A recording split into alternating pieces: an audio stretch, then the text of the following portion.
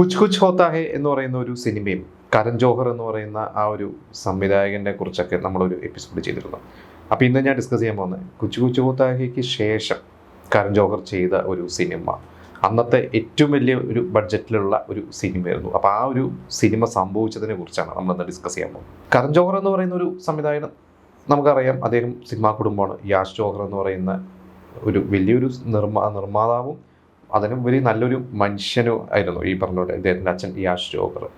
അപ്പോൾ ഈ 1980 ദോസ്താന എന്ന് പറയുന്ന ഒരു സിനിമയ്ക്ക് ശേഷം അദ്ദേഹത്തിൻ്റെ എല്ലാ സിനിമകളും, യാഷ് ജോഹർ പ്രൊഡ്യൂസ് ചെയ്ത എല്ലാ സിനിമകളും പരാജയപ്പെട്ട് നിൽക്കുന്ന ഒരു സമയത്താണ് അദ്ദേഹത്തിൻ്റെ മകൻ ചെയ്ത കുച്ച് കുച്ച് ഹോത്താ ഹെ എന്ന് പറയുന്ന ഒരു സിനിമ സംഭവിക്കുന്നത്.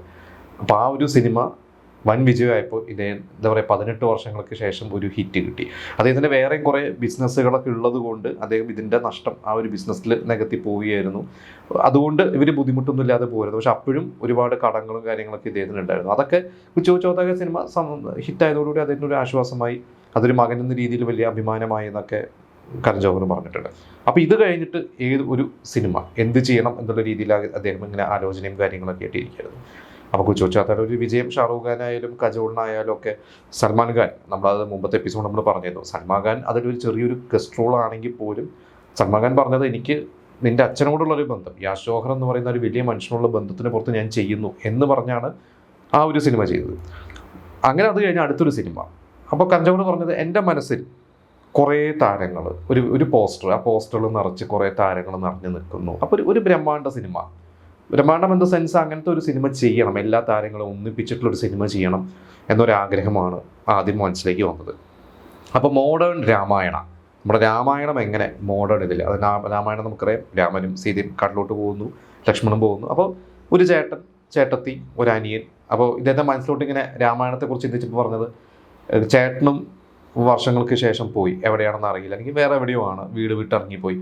അപ്പോൾ ആ ചേട്ടനെ വീണ്ടും ചേട്ടനെയും ചേട്ടത്തിനെയും കൂട്ടിക്കൊണ്ടുവരിക, വീണ്ടും അച്ഛനെയും അമ്മയായിട്ട് ഒന്നിപ്പിക്കുക, ഈ ഒരു ദൗത്യം ഏറ്റെടുക്കുന്ന ഒരു മകൻ, അതായത് ഒരു ലക്ഷ്മണൻ ഒരു മോഡേൺ വേൾഡിൽ എങ്ങനെയിരിക്കും. അപ്പോൾ ഇതൊക്കെ കൂടി ഇങ്ങനെ മനസ്സിലൊക്കെ വെച്ചിട്ടാണ് ഒരു കഥ രൂപപ്പെടുത്തി.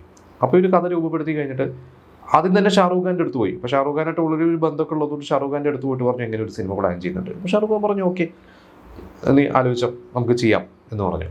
പിന്നെ പറഞ്ഞത് കജോൾ തന്നെയായിരുന്നു. അപ്പം പക്ഷെ കജോൾ ആ സമയത്ത് അജയ് ദേവഗനായിട്ടുള്ള കല്യാണമൊക്കെ കഴിഞ്ഞ് നിൽക്കുന്ന ഒരു സമയത്തുണ്ട്. കജോൾ ഇനിയിപ്പോൾ അഭിനയിക്കോ ഇല്ലയോ എന്നുള്ള അങ്ങനെ ഒരു ഡിസ്കഷനിൽ നിൽക്കുന്ന ഒരു സമയമാണ്. അപ്പോൾ കരൺ ജോഹർ പറഞ്ഞത്, ഞാൻ കജോളിൻ്റെ അടുത്ത് പോകുമ്പോൾ തന്നെ കജോൾ റിജക്റ്റ് ചെയ്യും എന്ന രീതിയിലാണ് ഞാൻ പോകുന്നത്.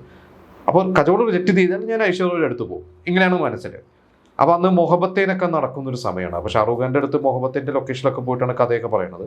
അപ്പോൾ കജോളിൻ്റെ അടുത്ത് ഇതുപോലെ തന്നെ ഒരു നേരിട്ട് പോയി കഥ പറഞ്ഞപ്പോൾ എന്നോട് പറഞ്ഞു, ഞാൻ ചെയ്യുന്നില്ല എന്നാണ് വിചാരിച്ചത്, പക്ഷേ ഇത് ഞാൻ ചെയ്യും. അപ്പോൾ കരൺ ജോഹറിന് അത്ഭുതമായി. ഓക്കെ, കജോൾ ചെയ്താൽ സന്തോഷം. അപ്പോൾ ഐശ്വര്യ എന്നുള്ള ആ ഒരു പ്ലാൻ മാറ്റി. അങ്ങനെ ഷാറൂഖ് ഖാനെയും കജോളിനെയും ഉറപ്പിച്ചു. പിന്നെ പാരൻസായിട്ട് മനസ്സിൽ വന്നത് അമിതാഭ് ബച്ചനും ഭാര്യ ജയ ബച്ചനും തന്നെയാണ്. അതായത് ഒരു ബച്ചൻ കുടുംബത്തിനെ ഞാനതിൽ അഭിനയിപ്പിക്കും എന്ന് പറഞ്ഞ് ഇവർ രണ്ടും. അപ്പോൾ അമിതാഭ് ബച്ചൻ എന്ന് പറഞ്ഞാൽ കരൺ ജോഹർക്ക് വളരെ അടുത്ത ഒരു ഫാമിലി, എന്താ പറയുക, അച്ഛൻ്റെ അടുത്ത് അമിത് അങ്കിൾ എന്നാണ് വിളിക്കുക. അപ്പോൾ കരൺ ജോഹർ പറയാറുണ്ട്, ചെറുപ്പത്തിലൊക്കെ അച്ഛനൊക്കെ തിരക്കുള്ള സമയത്ത് ഞാൻ അമിത് അങ്കിളുടെ കൂടെ, അതായത് അമിതാഭ് ബച്ചൻ്റെയും ഫാമിലിയുടെ കൂടെയാണ് ഞാൻ ടൂറൊക്കെ പോവുക, അഭിഷേക് ബച്ചനൊക്കെ ആയിട്ട് ഒരുമിച്ച് കളിച്ച് വളർന്നാക്കിയാണെന്നൊക്കെ പറയാറുണ്ട്. അങ്ങനെ അമിതാഭ് ബച്ചൻ്റെ അടുത്ത് പോയി കഥ പറഞ്ഞു. അമിതാഭ് ബച്ചൻ അന്ന് മൊഹബത്തേൻ എന്ന് പറയുന്ന ഒരു സിനിമ ചെയ്യണം. അതായത് അമിതാഭ് ബച്ചൻ സിനിമയിൽ നിന്ന് മാറി ബിസിനസ്സിനും കുറച്ച് കാര്യങ്ങളൊക്കെ ഇറങ്ങി പരാജയപ്പെട്ട് കുറേ പ്രശ്നത്തിൽ നിന്ന് വന്ന് മൊഹബത്തേലൂടെ തിരിച്ചു. അതിന് മുമ്പ് നമുക്കറിയാം, ഈ പറയുന്ന ബഡേ മിയ ചോട്ടെ മിയയിൽ അഭിനയിച്ചു, മൊഹബത്തേലിലും കൂടി അഭിനയിക്കുന്ന ഒരു സമയമാണ്. കോൻ ബനേഗ കരോർപതി ചെയ്യുന്നു. അപ്പോൾ വീണ്ടും തിരിച്ചുവരവിൻ്റെ ആ ഒരു സമയമാണ്. അങ്ങനെ അമിതാഭ് ബച്ചനോട് പോയി പറയുന്നു, അമിതാഭ് ബച്ചൻ ചെയ്യാമെന്ന് ഏറ്റു. അപ്പോൾ അമിതാഭ് ബച്ചൻ ഓക്കെ പറഞ്ഞു കഴിഞ്ഞപ്പോൾ കരൺ ജോഹർക്ക് കോൺഫിഡൻസ് കൂടി ഷാറൂഖ് ഖാനെ വിളിച്ച് പറഞ്ഞു, അമിതാഭ് ബച്ചൻ ഓക്കെ പറഞ്ഞു. അപ്പോൾ ഷാറൂഖ് ഖാൻ പറഞ്ഞു, ഞാൻ ധൈര്യമായിട്ട് നീ പ്രൊസീഡ് ചെയ്യുക എന്ന് പറഞ്ഞു. ജയ ബച്ചൻ്റെ അടുത്ത് പോയിട്ടും പറഞ്ഞു, അതായത് രണ്ടുപേരോട് ജയ ബച്ചനും ചെയ്യാമെന്ന് ഏറ്റു. പിന്നെയുള്ളത് അതിൽ ആ അനിയൻ്റെയും അനീത്തിയുടെയും ക്യാരക്ടേഴ്സാണ്. അപ്പോൾ അത് ശരിക്കും നമ്മൾ ആ സിനിമ കണ്ടു കഴിഞ്ഞാൽ അറിയാം, ഈക്വൽ ഇമ്പോർട്ടൻസ് ആണ് ശരിക്കും. അതിൽ ഷാറൂഖ് ഖാനും കജോളിനും ഉള്ള അതേ പ്രാധാന്യം തന്നെ അതിൽ ആ ഋത്തിക്കിൻ്റെയും കരീനയുടെയും ക്യാരക്ടേഴ്സിനുണ്ട്.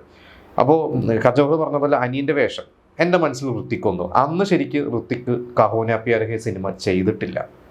ആ സിനിമയുടെ പ്ലാനിങ്ങോ ഷൂട്ടോ ഒക്കെ നടക്കുന്നൊരു സമയമാണ് കഹോന പ്യാരുടെ ഷൂട്ട് തുടങ്ങിയിട്ടില്ല.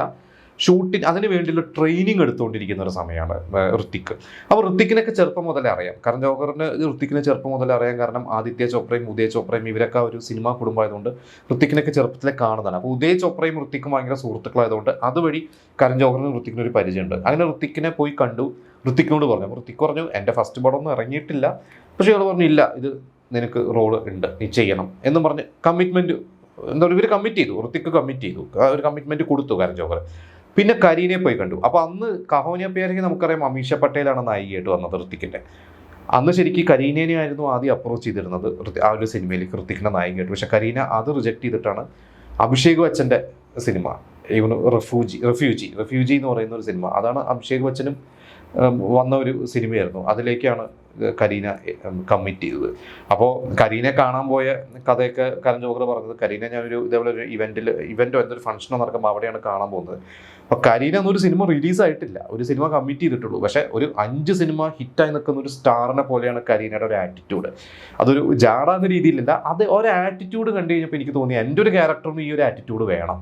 നമുക്കറിയാം ആ ഒരു സിനിമ കണ്ടവർക്ക് അറിയാം അതിൽ കരീന കപൂറിൻ്റെ ക്യാരക്ടർ. അപ്പോൾ ഈ ഒരു ആറ്റിറ്റ്യൂഡുള്ള കരീന തന്നെയാണ് ബെസ്റ്റ് എന്നുകൊണ്ട് കരീനേനെയും അതിൽ ഉറപ്പിച്ചു. പിന്നെ അവർ കരീനയൊക്കെ ഇവരൊക്കെ പരിചയമുള്ളതുകൊണ്ട് എല്ലാം സെറ്റായി. അങ്ങനെ ഇവരുടെ അടുത്ത് അച്ഛൻ്റെ അടുത്ത് പോയിട്ട് പറഞ്ഞു ഞാനിങ്ങനെ പ്ലാൻ ചെയ്തു, ഇവർ 6 പേരുമാണ് അഭിനയിക്കുന്നത്, ബച്ചൻ ഫാമിലി, ഷാറൂഖും കജോളും ഈ പറഞ്ഞ ഋത്തിക്കും കരീനയും. അപ്പോൾ ഇദ്ദേഹത്തിനും അത്ഭുതമായി, 6 പേരോ എന്ന് പറഞ്ഞപ്പില്ല, ഇവർ 6 പേര് തന്നെയാണ് എന്ന് പറഞ്ഞ് അങ്ങനെ എല്ലാം പ്ലാൻ ചെയ്ത് ഇവർ ഷൂട്ടിംഗ് തുടങ്ങാനുള്ള ഒരു ഘട്ടത്തിലേക്കൊക്കെ എത്തി.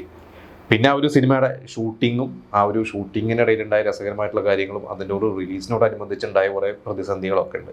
അത് നമുക്കൊരു മറ്റൊരു സെഗ്മെൻറ്റിൽ ചെയ്യാം.